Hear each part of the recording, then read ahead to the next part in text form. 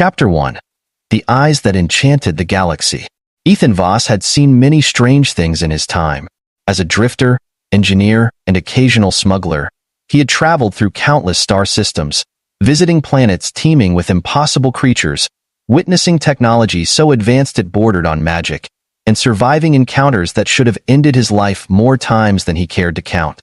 He had seen ships piloted by artificial minds more ancient than humanity itself, planets where the laws of physics bent and twisted, and even places where the very air sang with the whispers of long-dead civilizations. But nothing had ever unnerved him quite like the moment he first looked into her eyes. It happened on the planet Velan, 4, a bustling trade hub on the edge of the Orvith Expanse, where merchants from 1,000 species gathered to barter, sell, and occasionally cheat one another out of fortunes. Ethan had come here to refuel his ship, pick up some parts, and maybe if luck was on his side find a quick job to keep his pockets full. The station was alive with the sound of alien dialects, haggling voices, and the hum of hover drones carrying crates of exotic goods, all bathed in the glow of neon lights flickering against the domed ceiling above.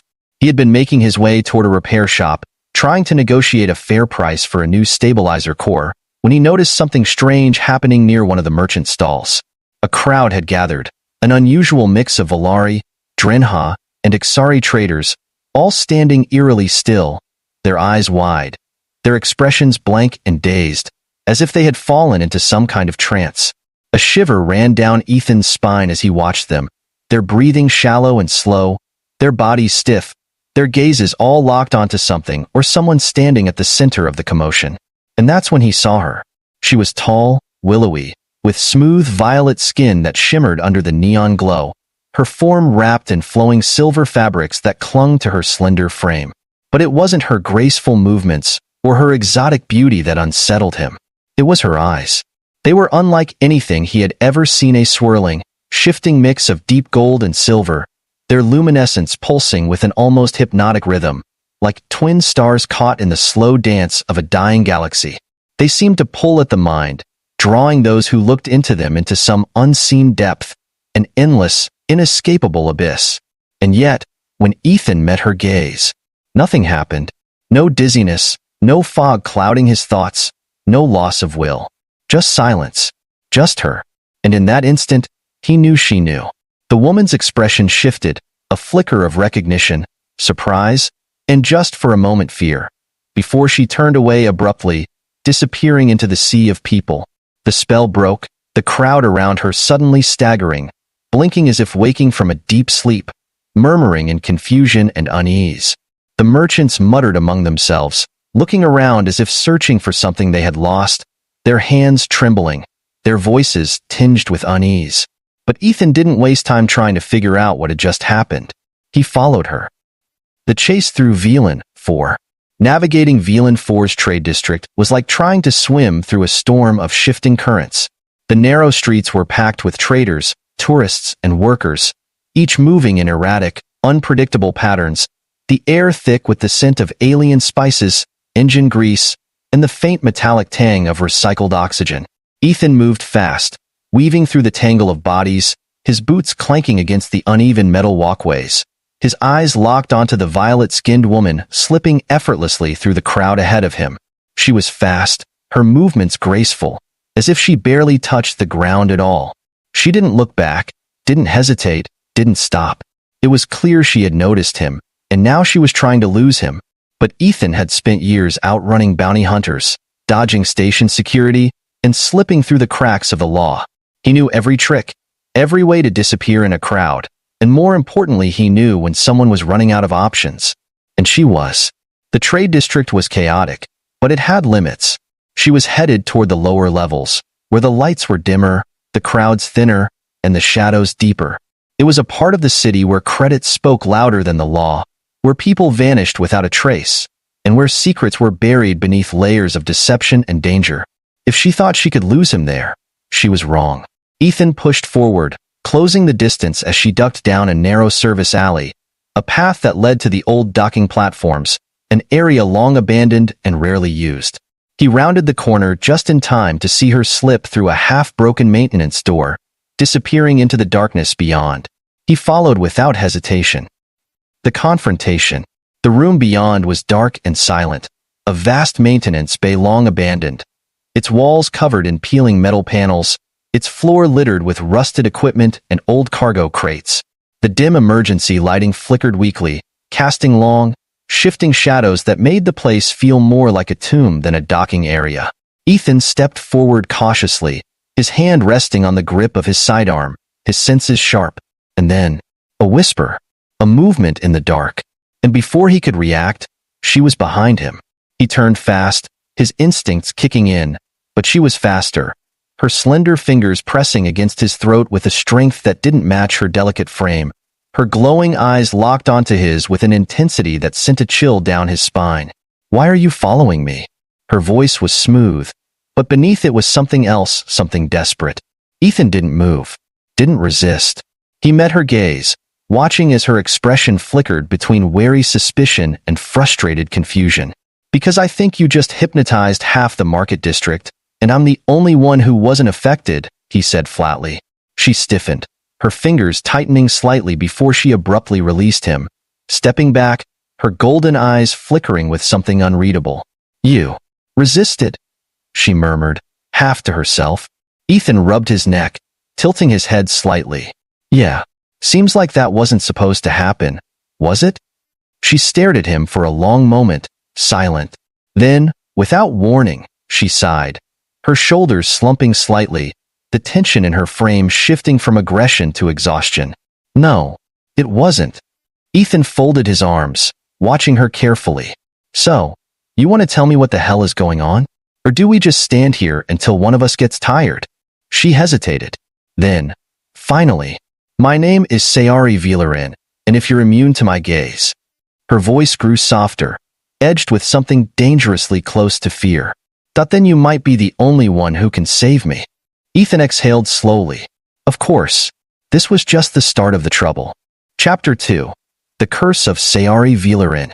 The dim lighting of the abandoned maintenance bay cast long, eerie shadows against the rusted walls, the occasional flicker of malfunctioning lamps adding to the sense of isolation and quiet decay.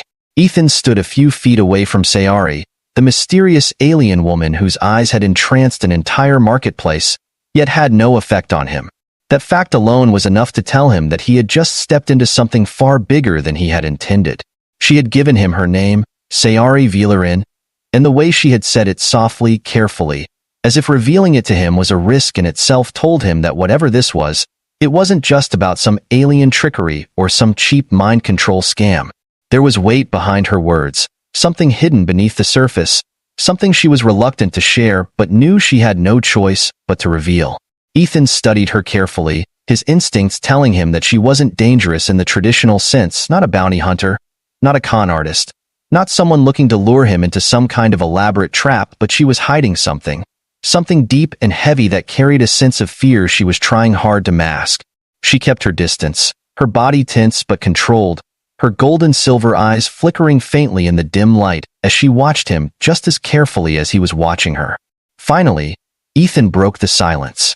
"All right, Sayari," he said, voice calm but firm. "Start talking. Who are you, and what exactly just happened back there?" She exhaled slowly, as if deciding how much to tell him. Then, finally, "I am cursed." Ethan raised an eyebrow. "Cursed?" She hesitated for a moment before nodding. "My eyes." Her voice was softer now, almost resigned. "They do not belong to me." Ethan narrowed his gaze. "Explain." Sayari glanced away for a moment, as if gathering herself, and when she spoke again, there was something ancient in her words, something that carried the weight of history, tragedy, and an existence spent running from something inescapable. "I was born different," she said. "Among my people, my kind Valari are rare. Very few of us exist anymore, and even fewer are born with the condition that I have." She gestured vaguely to her eyes, those hypnotic golden silver orbs that pulsed with an unnatural rhythm, as if the light within them was alive, shifting, breathing. "The moment I was born, it was clear that I was not normal. My mother she hesitated for a fraction of a second, then continued. She knew immediately that my existence would bring nothing but danger." Ethan frowned. "Why? Because of your eyes?" Sayari nodded. My gaze does not merely enthrall, it takes. When another being looks into my eyes, I do not simply hold them still. I unravel them. I strip away their will, their thoughts, their essence. I do not merely control them. Ethan Voss, I consume what makes them who they are. They do not simply follow my orders. They become empty. Ethan felt a chill crawl up his spine. He had expected something strange, something unnatural, but this was something far worse than mere hypnotism or mind control. This was something fundamental, something beyond simple psionics or telepathic influence. This was something that had the potential to erase a person entirely. And yet, then why didn't it work on me? He asked, voice calm but edged with curiosity. Why am I the only one who isn't affected? Sayari's expression flickered with something close to uncertainty, maybe even frustration. But beneath that, there was also something else, hope. I do not know, she admitted. No one has ever resisted before. Even the strongest minds, even those trained to withstand psionic influence, all fall to my gaze. Yet you. She trailed off, stepping closer now, her piercing eyes studying him, searching for something in his features that she couldn't seem to understand. Ethan let her look, let her search, but whatever she was trying to find, he doubted she would get an answer from simply staring at him.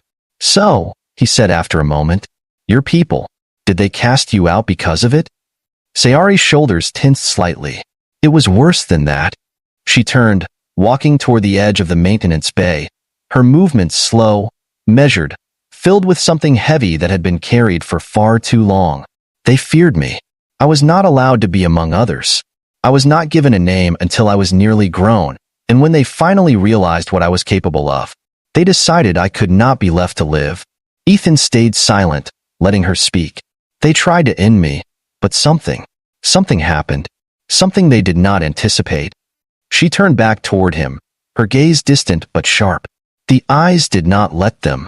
A silence settled between them, heavy and suffocating. Ethan exhaled slowly, rubbing the bridge of his nose. So, let me get this straight. You were born with eyes that can strip the will from anyone who looks into them. Your own people tried to kill you, but somehow, whatever power is in your eyes stopped them. Sayari nodded.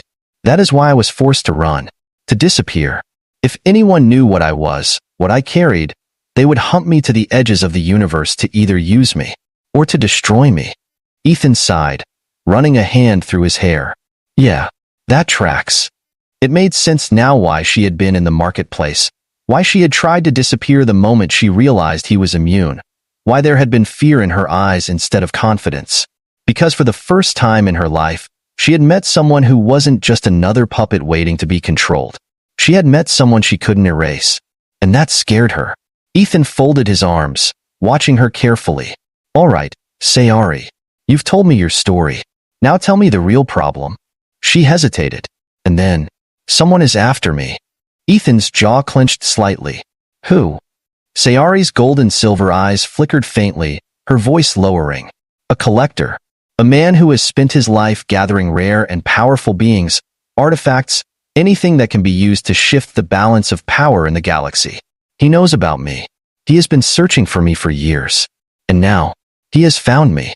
Ethan let out a slow breath. And let me guess, you need my help. She nodded. If you are truly immune to my power, then you may be the only one who can stop him. Ethan sighed. He had come to Velan, looking for ship parts and a job. Instead, he had found a woman who could steal minds with a glance, an ancient curse wrapped in flesh, and a hunter who had spent years searching for her, closing in even now. And because the universe loved making his life difficult, he was now in the middle of it all. Yeah, Ethan muttered. That sounds about right. Chapter 3. The Collector's Shadow. Ethan didn't like this.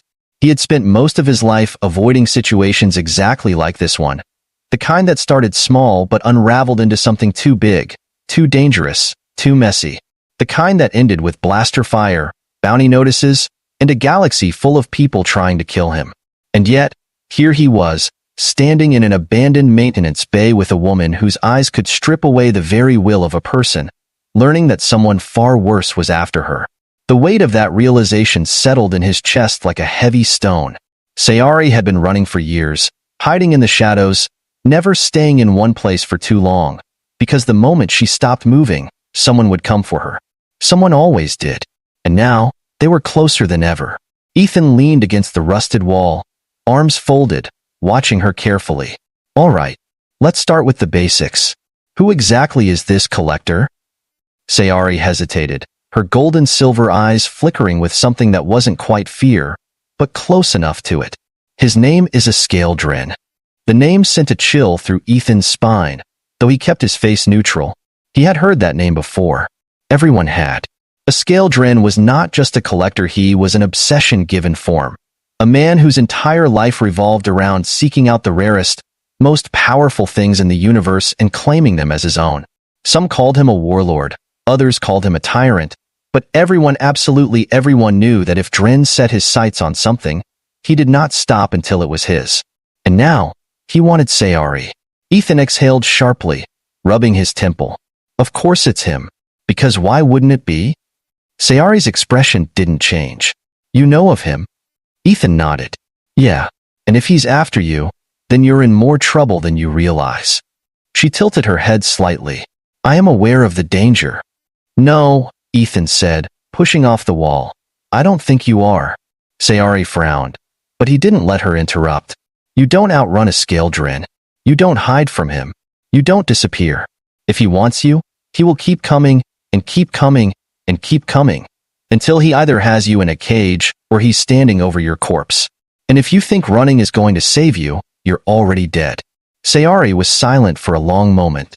Then, finally, that is why I came to you. Ethan blinked. What? You are the first, she said softly. The first to resist. The first to be unaffected by my eyes. That is why you must be the one to help me. Ethan let out a sharp, bitter laugh. Yeah, well, congratulations. You found the one person in the galaxy who isn't drooling at your feet. That doesn't mean I can stop Dren. Sayari stepped closer, her movements slow, deliberate. If you were like the others, you would not even be having this conversation. You would already be mine. Ethan swallowed, resisting the sudden urge to step back. Because she was right. She wasn't asking for help because she had no other options. She was asking because, for the first time in her life, she had found someone who was not at her mercy. And that meant something. Ethan sighed, pinching the bridge of his nose. All right. Say I do help you. Say I don't just walk away right now and pretend I never met you. What exactly is the plan? Sayari was quiet for a moment, then we take the fight to him. Ethan stared at her. Then he laughed. Oh, that's good. That's really good. Because that's exactly what I wanted to do, march straight toward a man with an army of bounty hunters, mercenaries, and black market warships and pick a fight. Perfect plan. Sayari didn't blink. Would you rather wait for him to find us? Ethan sighed. I hate that you have a point.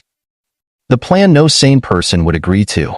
They spent the next few hours holed up in the maintenance bay, poring over stolen security logs, intercepted transmissions, and every scrap of information Sayari had gathered over the years. Dren was close. Too close. His forces had been moving through VLAN 4's outer sectors, sweeping through the back alleys and hidden corridors of the station, asking questions, searching for any sign of Sayari. It wouldn't be long before they found her, which meant they needed to move fast. Ethan sat on the edge of a rusted cargo crate, tapping a finger against his knee as he thought, all right, we need a way off this station, preferably before Dren's people figure out where you are. Sayari tilted her head. You have a ship? Ethan sighed. Not exactly. What I have is a bucket of bolts that barely qualifies as spaceworthy. She raised an eyebrow. It flies? Ethan hesitated. Most of the time. Then it will do. Ethan groaned. Yeah, you say that now, but wait until you see the wiring job on the life support system. They needed more than just an escape plan, though. If they ran, Dren would follow. If they hid, Dren would find them. There was only one option left. They had to go after him first. Ethan leaned forward, resting his elbows on his knees. We need to make Dren look somewhere else. We need a distraction, something to throw him off. Sayari frowned slightly. You have something in mind? Ethan grinned. Yeah, I'm going to let him find me. Sayari stiffened, her eyes narrowing. That is foolish. No, it's smart, Ethan said. Dren's looking for you, yeah? He doesn't know about me, which means I can walk straight into his hands and feed him whatever story we want. Sayari's gold-and-silver eyes flickered. You are suggesting you serve as bait. Ethan shrugged. Pretty much. She studied him for a long moment. And you believe you will survive this? Ethan grinned. Oh, absolutely not. Walking into the lion's den. The plan was simple, but reckless. Ethan would let himself get captured. He would let Dren's people take him in, bring him to wherever their base of operations was. Once inside, he would find a way to shut down their security, open an escape route, and signal Sayari. Then, they burned the whole place down. It wasn't a good plan, but it was the only plan. And as Ethan stood in the crowded docking sector of Velan 4, waiting for Dren's men to find him, he couldn't help but wonder if this was the stupidest thing he had ever done. Because a scale Dren wasn't just a collector. He was a monster. And Ethan was about to walk straight into his grasp. Chapter 4. The Collector's Cage. The moment Ethan stepped into the lion's den, he knew he wasn't getting out of this clean. The docking bay was alive with the sounds of trade, shouting merchants, and the ever-present hum of starship engines preparing for departure. But beneath the surface, Ethan could feel the tension thickening. The air was charged, heavy, as if the station itself knew something dangerous was about to happen. Dren's men had been watching the sector for hours, moving in small groups, pretending to be traders, mechanics, or just travelers waiting for passage. But Ethan had been around too many bounty hunters, too many hired killers, to not recognize the way they moved, always scanning the crowd. Hands never too far from concealed weapons, their backs always to a wall or an exit. He kept his movements casual, deliberately making himself noticeable, giving them exactly what they wanted. It wasn't long before he felt their eyes lock onto him. The moment they confirmed his identity, they closed in. A hand clamped onto his shoulder. Voss, isn't it? The voice was smooth, calculated. Ethan turned, forcing a grin. Depends on who's asking. The man in front of him was tall, broad-shouldered, with the cold, sharp features of someone who had never once lost a fight in his life. His dark uniform bore no insignia, but the subtle armor plating beneath the fabric, the weapons strapped discreetly to his thighs, and the sheer confidence in his stance told Ethan exactly who he was dealing with. Dren's men were never sloppy. They didn't need to be. The boss has been looking for you. The man's grip tightened. We'd hate to disappoint him. Ethan didn't resist. That wasn't the plan. Instead, he let them drag him toward their waiting transport, his heart pounding steadily, his mind running through every possible escape route, every possible outcome. They shoved him into a reinforced transport ship, the doors sealing shut behind him with a hiss of pressurized air. The interior was sterile, cold, lined with reinforced panels, every inch of it designed for containment and control. As the engines roared to life, Ethan exhaled slowly. Step 1. Complete. The Collector's Domain. A Scaldren's fortress was not a city, not a station, not even a planet. It was a floating empire, a colossal dreadnought-class warship known as the Echelon, hidden deep within the gravity wells of an uncharted nebula, a place where no one could accidentally stumble upon it and live to tell the tale. It had no official records, no documented existence to the galaxy at large. It was a ghost, a myth whispered among criminals and mercenaries. And now, Ethan was inside it. The moment the transport landed within the Echelon's docking bay, he was hauled out of his seat and dragged through the ship's massive interior, flanked by guards armed to the teeth, their faces cold and impassive. The halls were monolithic, carved from obsidian steel and reinforced alloys, adorned with strange artifacts displayed like trophies, each one a reminder of the rare things Dren had claimed over the years. And at the center of it all, waiting for him in the throne-like command chamber, was the man himself. A scale Dren.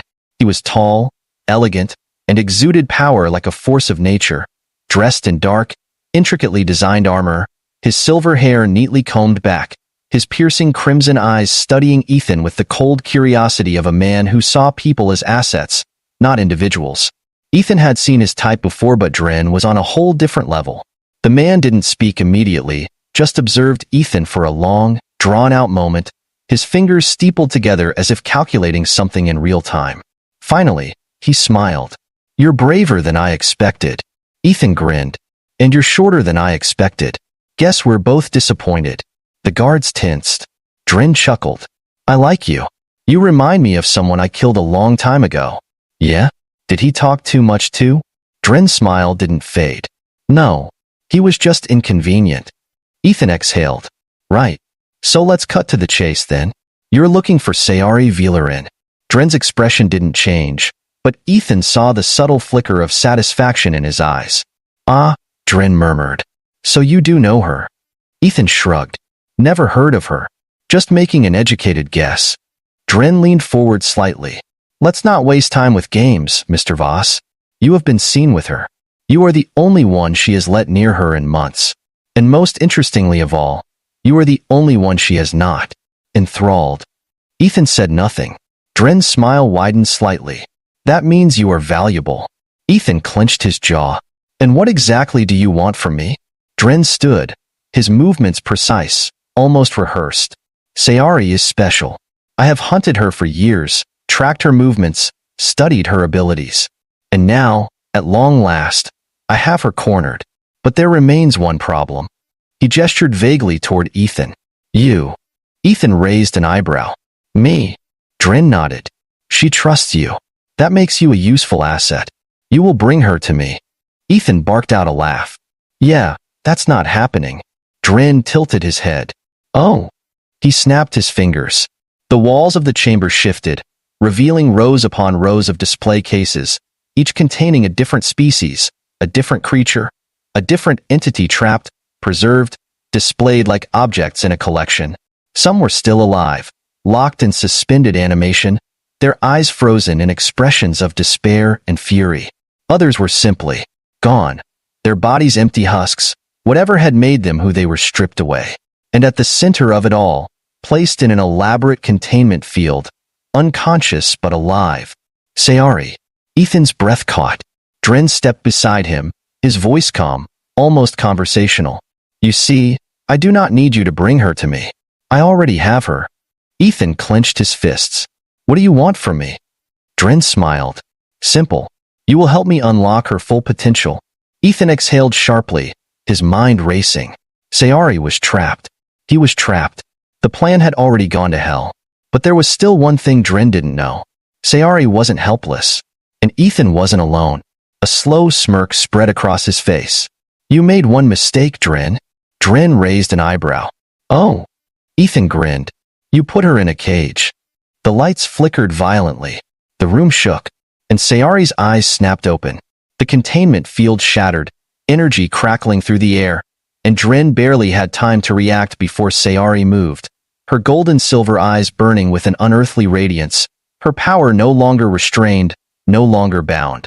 Dren's guards fell instantly, their minds wiped clean in the blink of an eye.